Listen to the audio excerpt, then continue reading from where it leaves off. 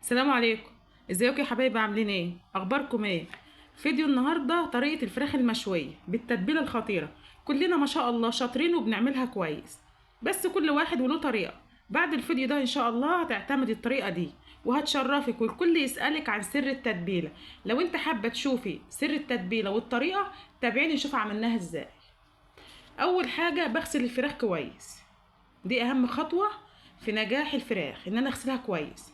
بعد كده بعمل لها محلول النقع يا جماعة، اللي هو عبارة عن شوية ملح وليمونتين، مش اكتر من كده. بركنها قد ربع ساعة مثلا، وببدأ اجهز في التتبيلة. معايا راس توم، معايا بصلتين، معايا فلفل الوان ووحدية طماطم، دي 4 معالق من الخل، دي بيساعد في التسوية. معايا فلفل اسود وملح ومعلقة صغيرة توم باودر، علبة زبادي طبعا. كل الحاجات دي انا هكسرها او هنعمها في الخلاط. لو انت تقدري تعملها بالمبشره تنعميها بالمبشره عادي، لو كده اديها لفه واحده في الخلاط تنعم بس. تمام كده. هعمل بقى فتحات في الفراخ عشان التتبيله توصلها كويس. ما شاء الله الفراخ اللي معايا دي كبيره، يعني تقريبا الواحده اكتر من اتنين كيلو. تمام كده. هعمل فيها فتحات عشان التتبيله توصلها كويس، وهنزل بالخليط اللي انا عملته. ما شاء الله زي ما احنا شايفين كده. طبعا اما احط الخليط هبدأ بقى احط تحت الجلد والف الفراخ فيها كويس عشان تشرب من التتبيله كويس. تمام كده زي ما احنا شايفين. هركنها بقى قد ربع ساعه تاني.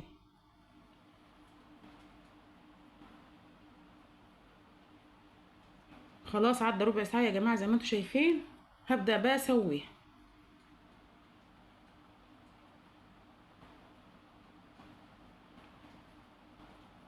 في الصينيه بقى اللي هسوي فيها، واعمل فرشه صغيره من الخليط اللي انا او التتبيله اللي انا عملتها، وهبدأ ارص الفراخ فيها. لو انت اول مره تشوفيني ما تنسنيش باللايك والشير والاشتراك يا جماعه، وحطوا لي لايك وحطوا اشتراك للقناه وتابعوني، وان شاء الله فيديوهاتي تكون بتفيدكم ونستفاد كلنا من بعض. تمام كده. انا رصيت الفراخ كلها ما شاء الله زي ما احنا شايفين. ما شاء الله التتبيله ديت هتخلي انت تغيري فكرتك عن الفراخ المشويه خالص كمان. ما شاء الله يعني جربيها بس. خلاص بقى انا هحطها في الفرن، هشغلها الفرن واشغلها الشوايه يا جماعه، بس ههدلها النار، انا عايزاها تستوي كويس. زي ما اتكلمنا في الاول قلت لكم الفراخ ديت حجمها كبير. طبعا لو انت حابه تعملي الفراخ تكون صغيره بيكون افضل يعني. انا خلاص لقيت ان انا هشغل الفرن، فغسلت صينيه رز وحطيتها جنبها. زي ما احنا شايفين كده ما شاء الله بدات تغلي. ما شاء الله والفرن شغال يا جماعه. ريحه الفراخ في حته تانية خالص، والطعم حكايه. جربيها واعتمدي طريقتي دي.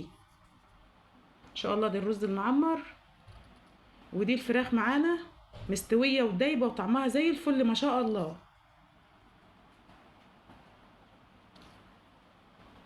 تتبيلتها في حته تانية خالص، هتخليك تغيري فكرتك عن الفراخ المشويه تماما. ما شاء الله دي الفراخ معانا شايفين لونها ازاي؟ لونها ذهبي ومستويه وطعمها حكايه. وده الرز المعمر، وعملنا سلطه. ولو انت اول مره تشوفيني ما تنسنيش باللايك والشير والاشتراك يا جماعه، وحطوا اللايك وصلوا على النبي في الكومنتات. واشوفكم على خير فيديو جديد، والسلام عليكم ورحمه الله وبركاته.